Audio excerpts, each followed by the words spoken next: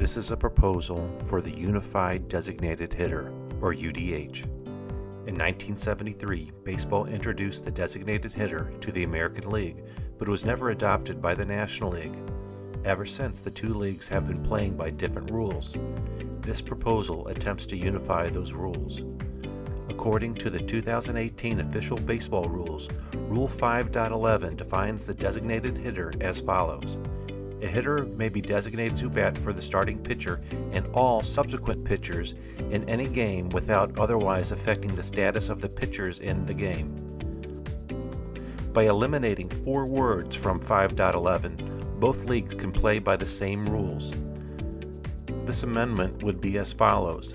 The unified designated hitter may be designated to bat for any starting pitcher in any game without otherwise affecting the status of that pitcher in the game.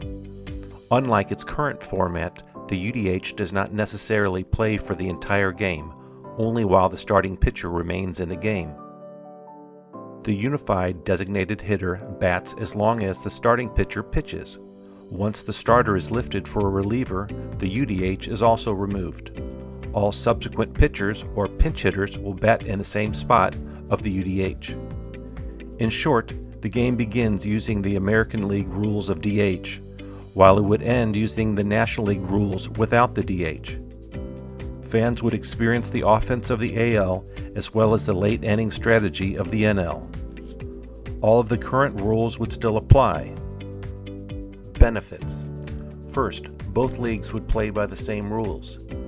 This would be the first unification since 1973. Although it would be a change, the UDH would be a little familiar and a little different to fans and personnel of each league. Second, it places a premium on quality starts. Starting pitchers would likely be left in the game longer to keep the DH intact. It could, potentially, produce faster games. If starters are left in longer, then there would be fewer delays for pitching changes. Next, it creates a need to employ a DH by all 15 NL teams. Thus, an aging veteran or an all-hit, no-field player would be in demand. The MLBPA and fans of the AL style of play would be in favor of this. It keeps intact late-inning strategy. A decision to employ a situational matchup or a double switch would have an added consequence, the loss of the designated hitter. Baseball purists and fans of the NL style of play would like this. Finally, there would not be an imbalance during the most important time of the MLB season. The World Series would no longer shelve the DH in the NL park, nor employ a fourth outfielder in the AL stadium. Both teams and both leagues would be playing by the same rules.